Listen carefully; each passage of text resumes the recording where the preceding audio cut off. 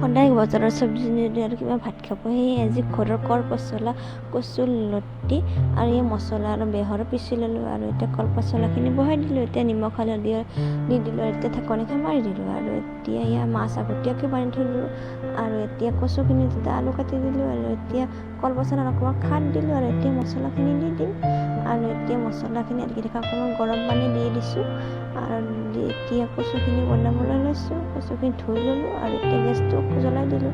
এইপিনে জলকীয়া আৰু পিঁয়াজো আৰু এইখিনি হৈছেনে হোৱা নাই চাবলৈ ল'লোঁ, পানী অকণমান দি দিলোঁ আৰু এতিয়া কচুখিনিও বহাই দিলোঁ আৰু এতিয়া নিমখ আৰু হালধি দি কিনে ঢাকনিখন মাৰি দিলোঁ আৰু ইয়াত থেকেৰা টেঙা আৰু মছলাও দি দিছোঁ আৰু এতিয়া আমাৰ কলপচলা আৰু কচুৰ লতি ৰেডি হৈ গ'ল। এয়া দেখিছেনে, দেখিবলৈ কি ধুনীয়া হৈছে, খাবলৈও বহুত ধুনীয়া হৈছিলে।